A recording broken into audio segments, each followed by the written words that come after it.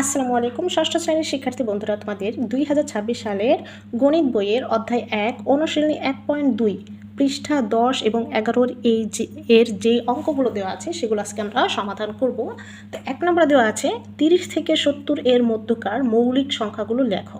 আচ্ছা, 30 থেকে 70 এর মধ্যে যতগুলো মৌলিক সংখ্যা আছে সেগুলো আমাদের লিখতে বলেছে। প্রথমে আমাদের জানতে হবে মৌলিক সংখ্যা কি। মৌলিক সংখ্যা হচ্ছে যেই সংখ্যার দুইটি মাত্র গুণনীয়ক আছে, দুইটি মাত্র গুণনীয়ক আছে, সেই গুণনীয়ক দুটো হচ্ছে ওই সংখ্যা নিজে এবং এক। যেই সংখ্যার এক এবং ওই সংখ্যা ছাড়া আর কোনো গুণনীয়ক নেই সেগুলোকেই মৌলিক সংখ্যা বলে। তো আমরা হচ্ছে 30 থেকে 70 এর মধ্যকার মানে হচ্ছে এর মধ্যে যেই সংখ্যাগুলো আছে সেগুলোর মধ্যে যেই সংখ্যাগুলো মৌলিক সেগুলো লিখতে বলেছে। তো 30-এর পর 31কে কিন্তু 1 এবং 31 ছাড়া আর কোনো সংখ্যা দিয়ে ভাগ করা যায় না। সো এই 31 হচ্ছে কি একটা মৌলিক সংখ্যা।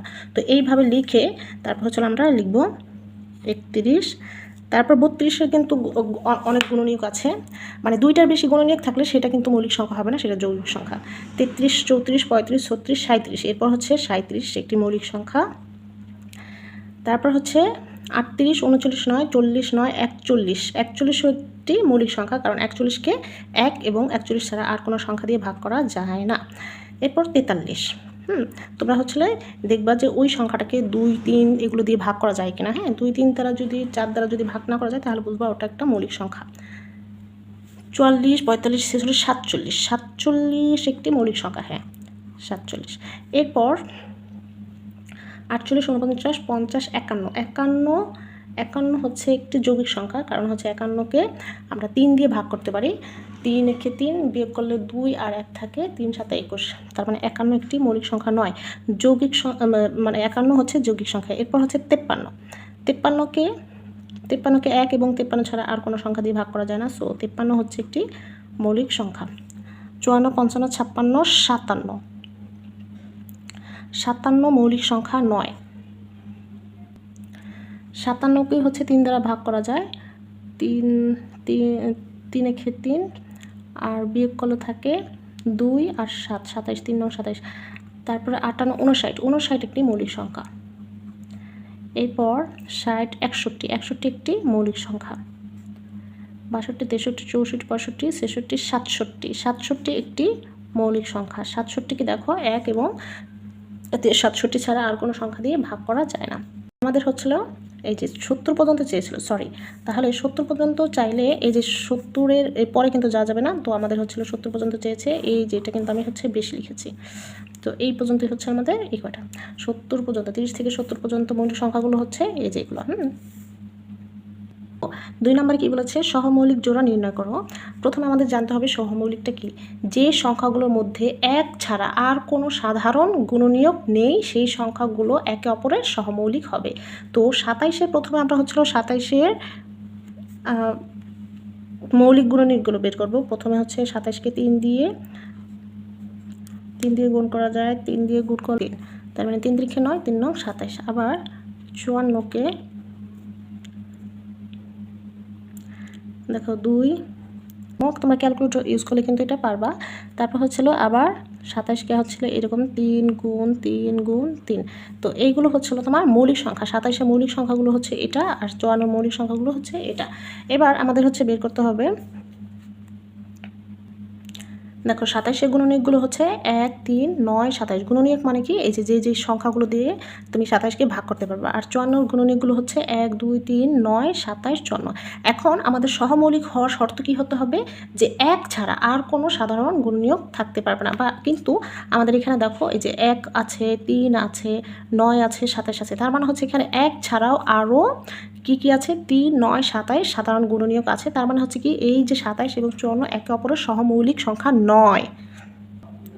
তো এখানে হচ্ছে এভাবে গুণনীয়কগুলো বের করে তোমাকে লিখতে হবে। লক্ষ্য করি এই যে সংখ্যা দুটো তুলবা 27 ও 54 এর মধ্যে 1 ছাড়াও আমাদের 3, 9, 27 কি আছে, সাধারণ গুণনীয়ক আছে। যেহেতু 1 ছাড়াও আরও সাধারণ গুণনীয়ক আছে, সুতরাং 27 মানে এই যে সংখ্যা দুটি 27 ও 54 কি একে অপরের সহমৌলিক নয়। আমাদের কিন্তু এটা যাচাই বাছাই করতে বলেছে, এটি কিন্তু সহমৌলিক কি না সেটা আমাদের যাচাই করে লিখতে বলেছে। তো এরা সহমৌলিক নয়। তোমরা যারা হচ্ছে সরাসরি এই যে মৌলিক সংখ্যা লিখতে পারো না, তোমরা হচ্ছে এই যে চাইলে এইভাবে করতে পারো। 63কে হচ্ছে 2 দিয়ে ভাগ করা যায় না, 3 দিয়ে করলে কত আসছে?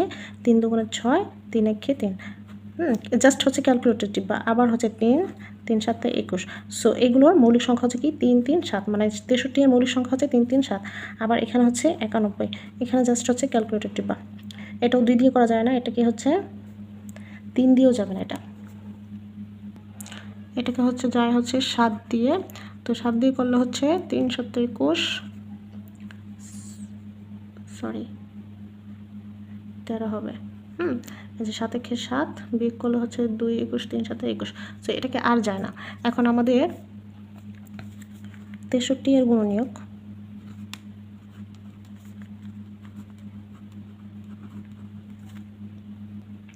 সো এটাও দেখো যে ওরকম 63 এর গুণনীয়কগুলো বের করবা, 91 এর গুণনীয়কগুলো যা যা আছে বের করবা। এরপর দেখো এখানে কিন্তু এই যে 7 আর 1, এখানেও কিন্তু হচ্ছে 1 ছাড়াও আরেকটা সাধারণ গুণনীয়ক আছে 7। সো যেহেতু এটার আরেকটা সাধারণ গুণনীয়ক আছে, তাহলে 63 এবং 91 একে অপরের সহমৌলিক নয়।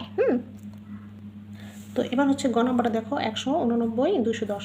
তো এগুলোর হচ্ছে এই যে মৌলিক গুণনীয়কগুলো বের করবো। তোমরা হচ্ছে ক্যালকুলেটর দিয়ে জাস্ট হচ্ছে ভাগ করে দিবা। 210কেও হচ্ছে আমরা এখানে এই যে মৌলিক গুণনীয়কগুলো বের করলাম। এখন 189 এর গুণনীয়কগুলো তাহলে কি কি? 1 থাকবে, এই যে 3 থাকবে, তারপর হচ্ছে 7 থাকবে, 21 থাকবে, 63 থাকবে, 189 থাকবে। এরপর 210 এর গুণনীয়কগুলো কি? 1 তো থাকবেই, তারপর 2 3 5 7 35 105 210।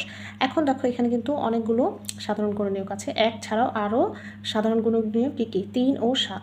তার মানে হচ্ছিল 1 ছাড়া আরও সাধারণ গুণনীয়ক থাকলে সেটা কি হবে না? সহমৌলিক হবে না।